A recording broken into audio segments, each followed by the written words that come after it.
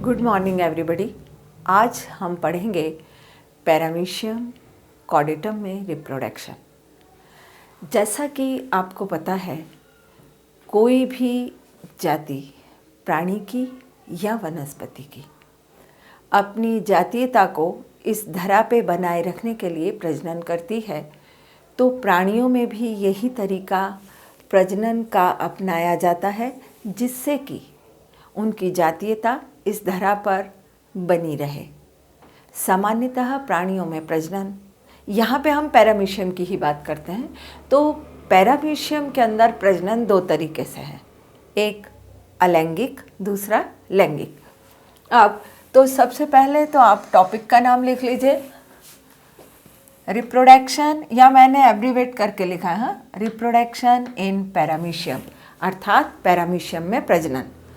तो अब यह प्रजनन दो तरह का हुआ, एक अलैंगिक, दूसरा लैंगिक। यहाँ पर हम जो पहले बनाने जा रहे हैं चित्र, वो है अलैंगिक प्रजनन का। तो अलैंगिक प्रजनन इसमें द्विखंडन से होता है, और पैरामीशियम में होने वाला द्विखंडन अनुप्रस्थ होता है। ये ध्यान देने की बात है। तो आप लोग यहाँ पर गौर कीजिए, ये जितना मैंने आपको बताया ये इस टॉपिक का इंट्रोडक्शन है। प्रजनन क्या है, प्रजनन क्यों और प्रजनन कैसे। तो यहाँ पे प्रजनन दो तरह से हुआ, अलैंगिक और लैंगिक। अलैंगिक प्रजनन के फिर कई तरीके होते हैं, मगर पैरामीशियम में किस तरह का हुआ, द्विखंडन। आप द्विखंडन के शब्दार्थ पे जाइए, अर्थात एनिमल्क्यूल दो भागों में विभक्त हो जाता है, या यहाँ हम उसे भाग न कह के संतति कहेंगे। तो जब एक प्राणी से इस प्रकार हमें दो संतति प्राप्त हों, और ये जो विधि यहाँ पर अपनाई जाती है वह क्या कहलाती है, द्विखंडन। और द्विखंडन के अलग अलग तल होते हैं। कुछ प्राणियों में द्विखंडन अनुदैर्य होता है, कुछ में अनुप्रस्थ होता है, और कुछ में तिर्यक स्थिति में होता है। यहाँ पर जो द्विखंडन है वह कैसा है, वह है अनुप्रस्थ। तो पैरामीशियम में द्विखंडन अनुप्रस्थ प्रकार से होता है। एक संतति ऊपर वाले भाग से बनती है जो प्रोटर कहलाती है, और दूसरी संतति नीचे वाले भाग का प्रतिनिधित्व करते हुए बनती है। इस चित्र के मुताबिक अभी हम आगे पढ़ेंगे, वह औपस्थ्य कहलाती है। तो चलिए, ये था इंट्रोडक्शन। अब हम आते हैं अनुप्रस्थ द्विखंडन की क्रियाविधि। देखिए, अब आप बोर्ड पे देखिएगा, यहाँ पर यह पैरामीशियम है, ठीक है। पैरामीशियम के डिफरेंट स्टेप्स हैं, अपन धीरे धीरे इसको समझते हुए आगे बढ़ेंगे। तो ये यहाँ पर देखिए, एक तो इसमें यहाँ पर हमें दिखाई दे रहा है यह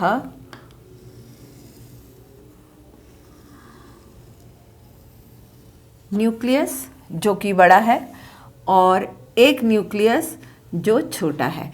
अगर आपको इसकी संरचना के समय जो हमने पढ़ा था वह थोड़ा सा ध्यान हो, तो बड़ा केंद्रक यह वाला, जिसे हम कहेंगे गुरु केंद्रक, और यह छोटे वाला जिसे हम कहेंगे लघु केंद्रक। तो बेटा, जो गुरु केंद्रक है उसका एक नाम और क्या हुआ, मैक्रोन्यूक्लियस, और जो छोटा वाला है उसका नाम हुआ माइक्रो न्यूक्लियस। हाँ, बाकी के नामांकन इसमें अभी मैंने की नहीं है, चित्र में दिखाई दे रहे हैं। वजह कि आज हम जिस टॉपिक पे कंसंट्रेट कर रहे हैं वह है रिप्रोडक्शन, और रिप्रोडक्शन में केंद्रक की भूमिका किस तरह से होती है ये हम आगे देखेंगे। तो जो द्विखंडन है वह कब होता है, अनुकूल परिस्थितियों में, जब प्राणी के लिए वातावरणीय कारक सब अनुकूलता दर्शाते हैं, उस समय इसमें यह द्विखंडन की प्रक्रिया होती है। तो सर्वप्रथम पैरामीशियम खाना पीना छोड़ देता है। यहाँ पे गौर कीजिए, छोड़ देता है, इट मीन्स उसको मिल रहा है, उपलब्धता है, लेकिन यहाँ पर अब वो खाना पीना छोड़ देगा और उसके बाद इसका जो लघु केंद्रक है, जिसे हम कहेंगे माइक्रोन्यूक्लियस, तो माइक्रोन्यूक्लियस इसमें माइटोटिकली या समसूत्री तरीके से विभाजित होगा, है ना। यहाँ ध्यान दीजिए, माइक्रोन्यूक्लियस किस तरह से विभाजित होगा, समसूत्री विभाजन के तरीके से। और आपको अगर ध्यान होगा तो माइक्रोन्यूक्लियस को ही क्या कहते हैं, रिप्रोडक्टिव न्यूक्लियस। मैक्रोन्यूक्लियस को क्या कहते हैं, वेजिटेटिव न्यूक्लियस, है ना। तो जो सोमैटिक या सोमैटिक न्यूक्लियस, तो दैनिक दिनचर्या की गतिविधियों के संचालन हेतु जितना भी नियमन का कार्य होता है वह बड़े केंद्रक अर्थात मैक्रोन्यूक्लियस से होता है और प्रजनन संबंधी कार्य माइक्रोन्यूक्लियस से होते हैं। तो यहाँ पर अब ध्यान दें कि जैसे जैसे एनिमल द्विखंडन में प्रवेश करेगा, उसके फर्स्ट स्टेप में तो हमें उसका एज यूजुअल नॉर्मल डायग्राम दिखाई दे रहा है। ये देखिएगा, ये यहाँ पर दोनों न्यूक्लियस, ये कॉन्ट्रैक्टाइल वैक्यूल, नीचे भी कॉन्ट्रैक्टाइल वैक्यूल, और ये यहाँ पर गौर कीजिए, ये क्या है, इसका बकल एपरेटस, है ना, मुख्य उपकरण वाला भाग। अब जब हम आगे की ओर चलते हैं तो हम ध्यान देंगे कि इस पे केंद्रक पे अभी जो मुख्य रूप से हमें यहाँ पर ध्यान देना है वो इसके माइक्रोन्यूक्लियस पे। तो जब माइक्रोन्यूक्लियस आकार में थोड़ा सा बड़ा होता है, यहाँ पे चित्रण की उस सुविधा के अभाव के कारण मैं माइक्रोन्यूक्लियस का डायग्राम यहाँ पर बनाती हूँ, ध्यान देना। ये माइक्रोन्यूक्लियस, अब इसके माइक्रोन्यूक्लियस में कौन सी अवस्था में माइक्रोन्यूक्लियस प्रवेश कर गया है, प्रोफेज के अंदर। तो प्रोफेज में इसका आकार थोड़ा बड़ा हो जाता है, इसकी केंद्रक कला विलुप्त नहीं होती, जबकि समसूत्री विभाजन में आप पढ़ेंगे साइटोलॉजी में कि प्रोफेज के अंदर न्यूक्लियर मेम्ब्रेन डिसअपियर होने लगती है। इन एनिमल्स में यहाँ पर न्यूक्लियर मेम्ब्रेन डिसअपियर नहीं हो रही। फिर जरा ध्यान दें कि ये वे एक्टिविटीज़ हैं जो अंदर हो रही हैं, लेकिन डायग्राम के मैग्निफिकेशन के पॉइंट ऑफ व्यू से मैं उस चीज़ को आपको यहाँ स्पष्ट करती हूँ। तो इसका आकार बड़ा हो जाता है, इसमें पाए जाने वाले गुणसूत्र जो हैं वो स्पष्ट होने लगते हैं और गुणसूत्र क्रोमेटिड्स के टूटने टूटने लगते हैं या स्प्लिट चिरने लगते हैं। यह अवस्था कहलाती है प्रोफेज। प्रोफेज के बाद अब ये जितने भी क्रोमेटिड्स आए हैं ये सभी क्रोमेटिड्स क्या होंगे, केंद्र के अंदर, मतलब ये माइक्रोन्यूक्लियस के केंद्र में ये सब क्रोमेटिड जमा हो जाते हैं। और जब ये केंद्र में जमा हुए तो फिर आप थोड़ा समसूत्री विभाजन पे ध्यान दें, इस अवस्था को कहेंगे प्रोफेज। अब यहाँ पे भी हम देख लें तो यहाँ पर ये मैक्रोन्यूक्लियस, माइक्रोन्यूक्लियस ये है, इसको हमने इस रूप में यहाँ स्पष्ट कर दिया। इसमें ये क्रोमेटिड वाला इस रूप में यहाँ स्पष्ट हुआ। अब बाकी की संरचनाएं यथावत हैं, अर्थात कॉन्ट्रैक्टाइल वैक्यूल एक एक सिरे पे पहुँच चुके हैं, लेकिन इसका जो बकल एपरेटस है वो धीरे धीरे डिसअपियर होने लगता है। तो बकल एपरेटस मान लीजिए ये यहाँ से स्टार्ट हुआ और यहाँ तक ऑलमोस्ट डिसअपियर हो गया। अब पहले था प्रोफेज, फिर था मेटाफेज और अब हम आते हैं एनाफेज पे। तो जब एनाफेज होगा उस समय ध्यान दें, उस समय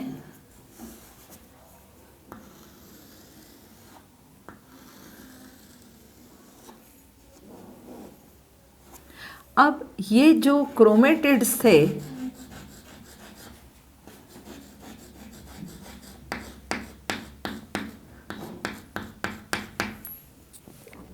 गौर कीजिए, ये क्रोमेटिड्स में खिंचाव आ गया। यहाँ पे ध्यान दें, सेंटर में ये यहाँ पर बीच में इसमें खिंचाव आ गया।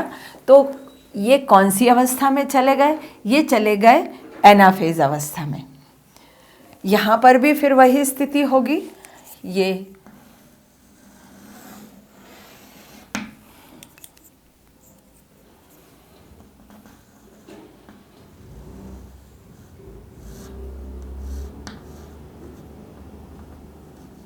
हो गए इसके, ये यहाँ से जब ये थोड़े थोड़े से खिंचाव की स्थिति में आ गए तो यह अवस्था हुई इसकी एनाफेज। क्लियर? एनाफेज के बाद आती है टीलोफेज। तो मैं आपको इसी चित्र में टीलोफेज भी समझाती हूँ। तो ये यहाँ क्लियर, एक बार फिर से इधर आइए। यह सामान्य अवस्था मीन्स ए, बी क्या है? प्रोफेज है, सी क्या है? मेटाफेज है, डी क्या है?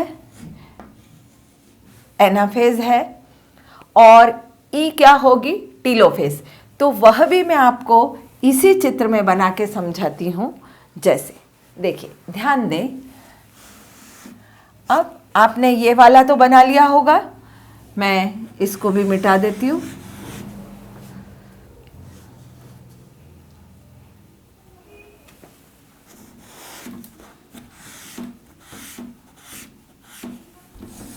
और ये पूरी अवस्था जो डी की थी वो अब क्या हो जाएगी? ए बी सी डी, ये यहाँ पे आ जाएगा ई। ई में क्या होगा? हमें यहाँ विशेष ध्यान देना होगा माइक्रो न्यूक्लियस की अवस्था पर, जबकि खिंचाव आकर दोनों गुणसूत्र के समूह अलग अलग सिरों पर लगभग जाने को है। तो यह स्थिति क्या हुई? टीलोफेज। यही इसमें अभी एक और ध्यान देने की बात है, वो ये कि सपोज ये कॉन्ट्रैक्टाइल वैक्यूल, यह कॉन्ट्रैक्टाइल वैक्यूल और विशेषकर ये यहाँ पर बकल एपरेटस फिर से रीअपियर हो जाएगा। तो अब इस चित्र को हम थोड़ा और इस ढंग से देखिए। ये हो गया टीलोफेज वाली अवस्था।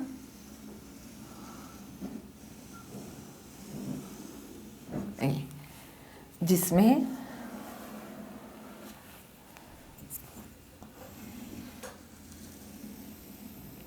यह मैक्रोन्यूक्लियस, ये वाला माइक्रोन्यूक्लियस।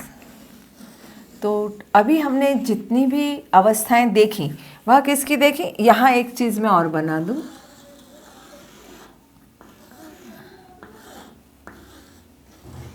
ये माइक्रोन्यूक्लियस के अंदर की स्थिति है जब इसमें क्या हुआ?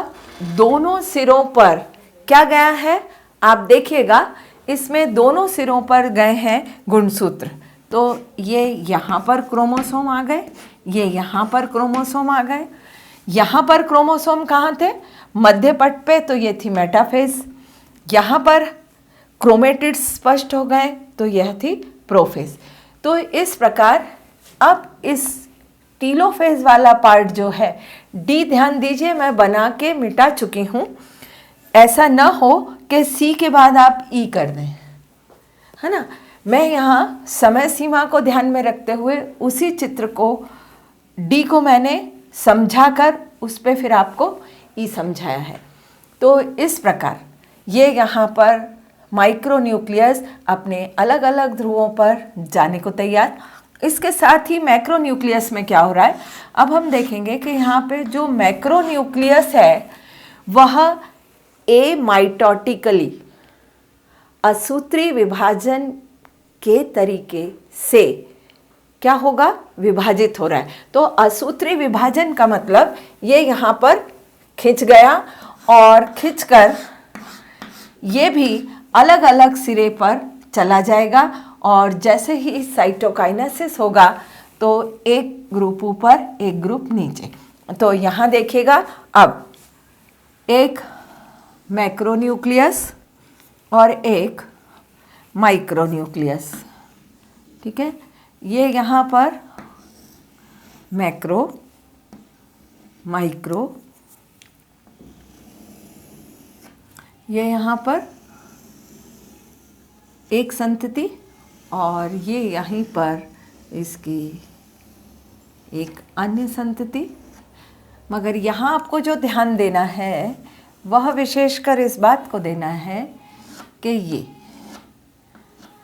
ये यहाँ पर बने दो बकल एपरेटस, उसके साथ ही कॉन्ट्रैक्टाइल वैक्यूल, जो एक वहाँ पर एक यहाँ पर है, तो एक एक कॉन्ट्रैक्टाइल वैक्यूल का निर्माण इस स्थान पर होने लगता है। यह अवस्था जिसमें आप देख पा रहे हैं बीच में से दो अनुप्रस्थ तल पर दो खंड अलग होने वाले हैं, यह है साइटोकाइनेसिस।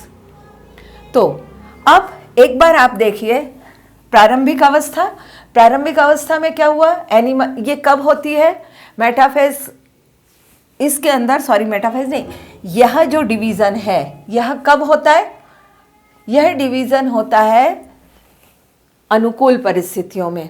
तो प्राणी खाना छोड़ देता है, उसके बाद इसका माइक्रोन्यूक्लियस समसूत्री विभाजन की विभिन्न अवस्थाओं से होता हुआ टीलोफेज तक पहुंचता है।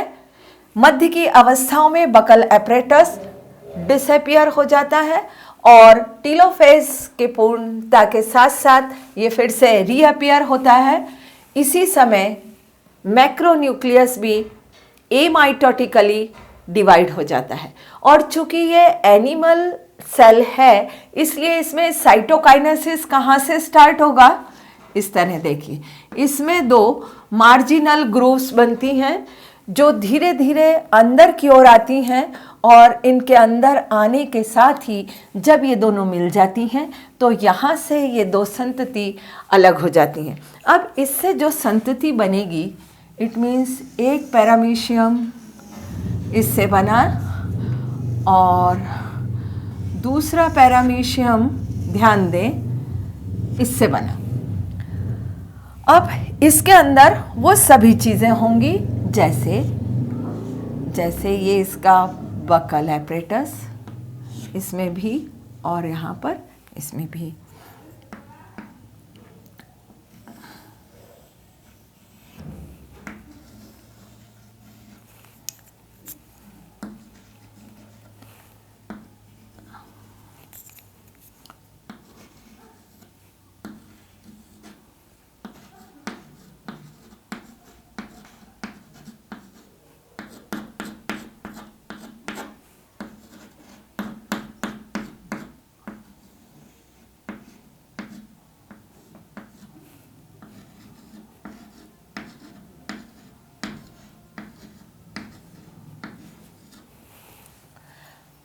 एज यूजुअल सीलिया इसमें